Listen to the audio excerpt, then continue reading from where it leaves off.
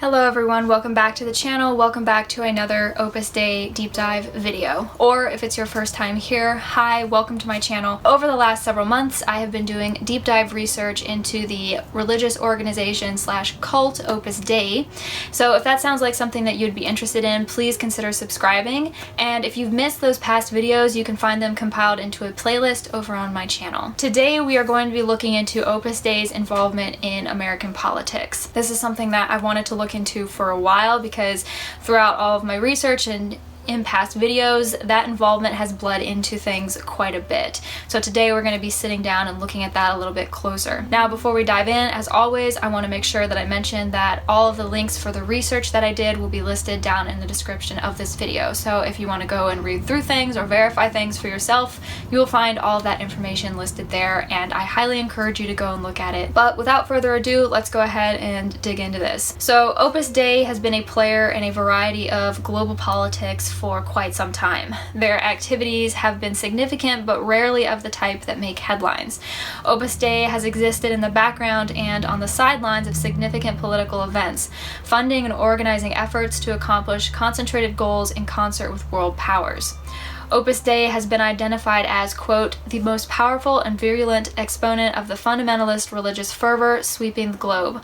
Hardliners who trace their origins back to the Holy Inquisition and the Bloody Crusades, end quote. Now, I've talked about Opus Dei's involvement in foreign affairs before in my video about Opus Dei in South America and my video about Opus Dei and the Vatican. The examples that I listed in those videos are only a small handful of what we can safely assume are probably hundreds. Due to the fact that Opus Dei is self-governed, answering only to the Pope, with financial, educational, and publication agencies under their sole authority, as well as members within the highest levels of the world's most powerful governments, the organization is in the perfect position to become enmeshed in any number of covert missions and plans laid out by whichever top-dog world power they decide to focus their energies on. As an example of one such individual that Opus Dei might like to court, something that I found through my research, there is an Opus Dei US government connection through an individual named Joseph E. Schmitz, who is a current member of Opus Dei and a former Pentagon Inspector General. He went on to become the Chief of Operations for Blackwater Worldwide in 2005. And while at the Pentagon, he'd been tasked with the job of overseeing all war contracts in Iraq and Afghanistan. His connection to war profiteers became well known. At least $2 trillion went missing from the Pentagon during his watch. Shortly after Schmitz exonerated his friends in the war industry, he announced that he was going to work for Blackwater, where he remains to this day. So that's an interesting piece of information about somebody who not only has a connection to the government, but also a connection to Opus Dei. I think to assume that there is not some correlation there and something significant there would be a mistake. Author of the book People of God, Penny Lernoux, noted that, quote, Opus Dei is an efficient machine run to achieve world power, end quote. The organization has been connected to the CIA via William Colby and their covert efforts during the 70s in an operation known as Gladio. Stay tuned for more on that because I will be doing a video covering Operation Gladio and Opus Dei at some later date. But Opus Dei's reactionary politics and globalist pretensions just so happen to coincide with those in positions of political power in Western civilization. The organization has used money and influence via the people it promotes to accomplish this.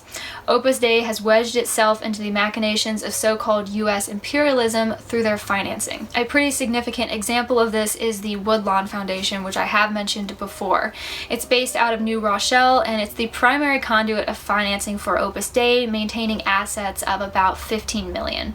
In 2001, the foundation controlled some 10,000 shares with estimated proceeds of $415,000 of a corporation called Advanced Energy Systems, the largest producer of energy in the world, which had at that time nearly $12 billion in revenue.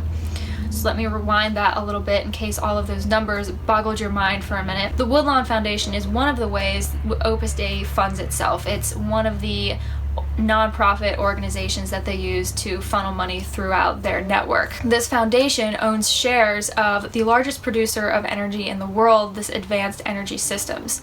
Civilization cannot advance itself without some way to harness energy, and Opus Dei just so happens to own shares of the biggest energy producer in the world. That should be telling you something. I don't think that that's an accident. Several high-ranking employees and AES's own co-founder are members of Opus Dei.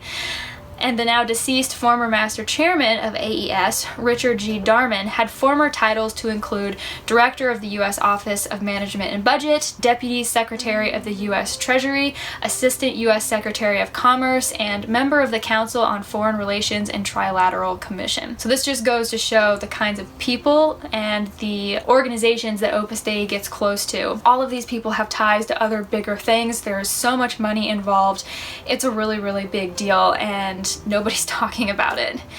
Darman also served as a partner and the managing director of the Carlyle Group, which, according to the Washington Post, is, quote, the largest private equity manager in the world, end quote.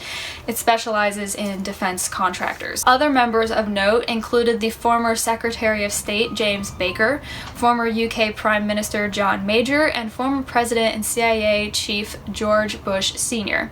So Carlyle is, in short, the high-flying financier of the military-industrial complex, and how lucky they are to call Opus Dei friends. All of this serves to illustrate the way in which Opus Dei allies itself with wealthy, influential individuals and organizations, all the better to serve their ulterior motives at some later unspecified date. The organizations and individuals that Opus Dei associates itself with are far from accidental. These relationships extend into all branches of U.S. government. One person that kept coming up quite a bit and that I think is pretty significant is somebody named Leonard Leo, who is a member of the Federalist Society, and he is associated with, quote, links to far older and more powerful networks that harken back to the most recondite history of Cold War politics and the CIA, and their ostensible fight against communism through an unholy alliance between the intelligence agency, the Vatican, and the mob. This, of course, is in reference to Opus Dei, specifically the Catholic Information Center, of which Leo serves as a board member. And just to give you kind of an idea of the pools in which Leo swims, he was responsible for assisting in shepherding Brett Kavanaugh and Neil Gorsuch as Supreme Court nominees. And although it may be difficult to know exactly how many people are benefiting from Opus Dei's influence, what is known is the fact that they have used the National Catholic Prayer Breakfast as a recruiting ground for members. And who is the president of the NCPB? Leonard Leo. Now, throughout all of my research into Opus Dei, I've managed to establish contacts with people who are way better at researching and finding information than I am, and they've been kind enough to share some of their resources with me. So I got my hands on the schedules for the Council on Environmental Quality, the Office of Management and Budget, and the Office of Sciences and Technology, as well as White House visitor names and the attendees of the annual prayer breakfast. And some cross-reference revealed that a significant number of people listed were in some way financially connected to Opus Dei. And of course, this is significant considering the influential individuals who attend the prayer breakfast every year. Now, of course, I can't show the documents that I am referencing because they were shared with me privately. So if you want to disregard what I'm saying, that's fine. But you should keep in mind that the fact that Leonard Leo serves as a board member for Opus Dei's Catholic Information Center is 100% true. And he does that while also presiding as president of the NCPB. So to assume that there's no overlap between the two would be absolutely asinine. Another aspect of Opus Dei's involvement in US politics that deserves more than just a passing glance is the Supreme Court. Out of the total 9 US Supreme Court justices, 5 are conservative Catholics. That's 55.6% of the Supreme Court. Of course, being a conservative Catholic is no crime, that's totally fine, and any judge worth their salt would know how and be able to maintain a separation of their ideologies from their position. But given Opus Dei's tendency to court potential members, it's worth noting this, as well as the fact that out of those 5, 2 had too close for comfort ties with Opus Dei. That's 22.2% of the Supreme Court. Given the fact that Opus Dei has, time and again, clearly demonstrated a record of infiltrating the U.S. security establishment via conservative Catholics, the impact the organization can have on the day-to-day lives of Americans, as well as the long-term impact on national and global affairs, should not be taken lightly. MGR.org mentions that, quote, a review of public servants who have acknowledged being a part of the Opus Dei cult, a number which, because of their discretion, must only be the tip of the proverbial iceberg, should be enough to raise a few red flags of warning, end quote. Now, everything in this outline has presented information about Opus Dei's involvement on a pretty grand scale. We're talking primarily within the executive branch of U.S. government. However, they are in the state and local government as well. In many cases, that is traditionally where Opus Dei has started out. A lot of what Opus Dei has done when it comes to activism and involvement in society has a very grassroots feel to it. So if you're the type of person who pays attention or gets involved with your local politics, you should pay attention to who is funding what and where the money is coming from and where the money is going. There is a story that is currently developing between a state and local government and Opus Dei. For the time being, that's all I can say about it.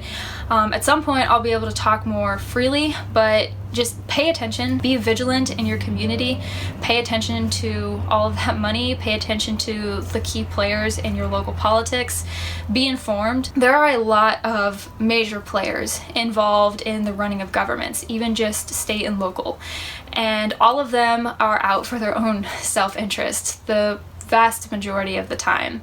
And in the long term, that can only be a bad thing because it deteriorates the democratic process and erodes people's ability to self-govern. So that's pretty much it for this video. Once again, everything will be listed down below in the description. You can go and check out all my links. I'll make sure everything is there.